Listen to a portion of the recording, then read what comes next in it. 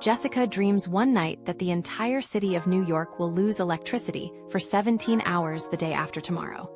The electricity department will be unable to discover why the power outage happened or what caused the failure. Finally, after 17 hours, the electricity will return on its own. Jessica ignores the dream, believing it to be nothing more than an ordinary dream. However, she tells her mother about it. The next day, the power suddenly goes out across New York. Despite many efforts, electrical experts fail to find the cause of the blackout. Jessica and her mother are left shocked. They cannot understand how the dream became reality. The following night, Jessica has another dream.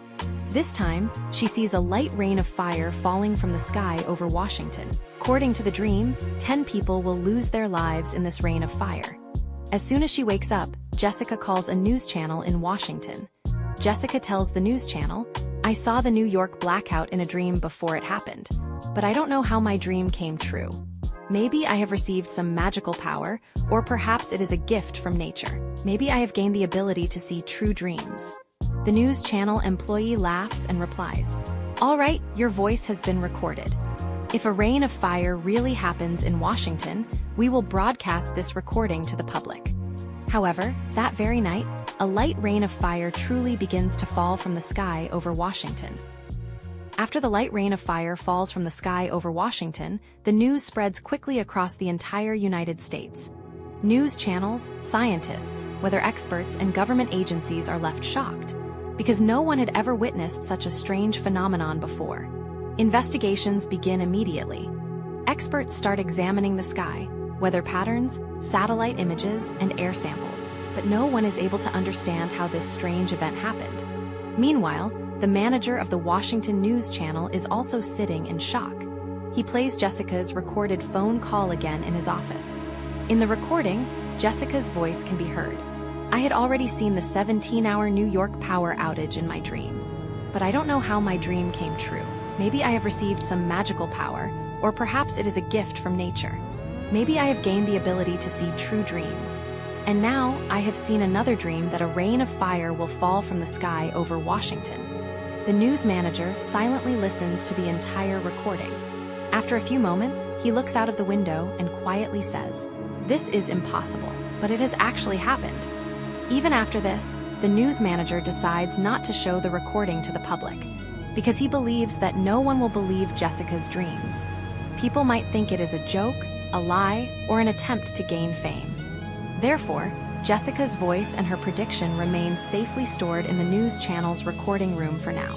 Meanwhile, the entire United States continues trying to uncover the truth behind the mysterious rain of fire from the sky. In the end, the truth behind the rain of fire in Washington could not be discovered. Scientists, experts, and government agencies continued their investigations for many days, but they failed to uncover the secret behind the incident.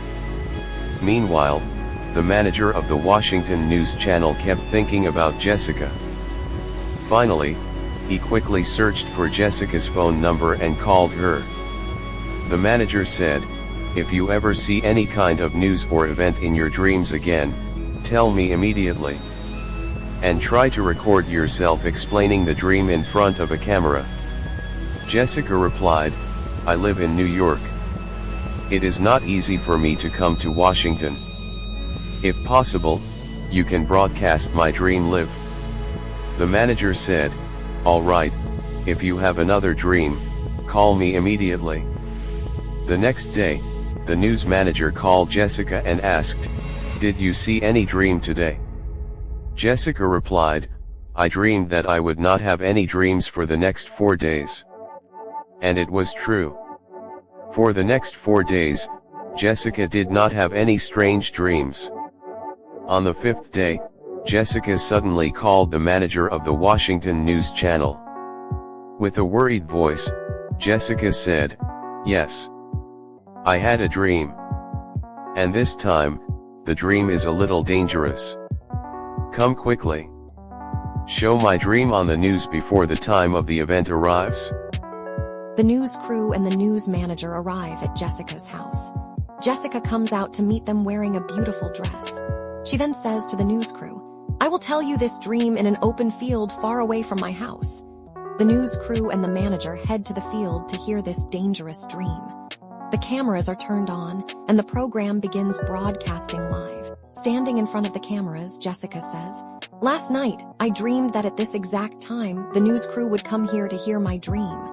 And at that exact moment, 4 cars would appear from behind a building.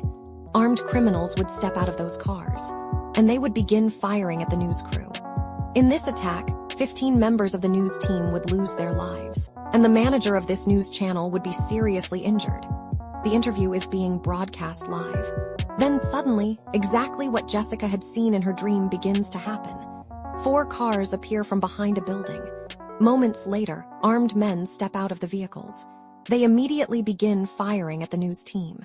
Jessica instantly stops speaking and lies down on the ground. And just as in the dream, 15 members of the news crew lose their lives. Meanwhile, the news channel manager is seriously injured. A short time later, the police arrive at the scene. A police officer immediately takes Jessica into custody. Jessica says in shock, "I never saw in my dream that the police would arrest me." The police arrested Jessica as if she were a dangerous criminal. The officers forced Jessica into a police vehicle.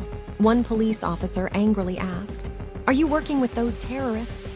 You were the one who brought the news crew to that field. This was all your plan. How did you know everything in advance?" Jessica cried and replied, "I did nothing. I only told them what I saw in my dream." Meanwhile, Jessica's mother pleaded with the police. "My daughter is an innocent and poor girl. Please let her go. She has committed no crime." But the police took Jessica away with them.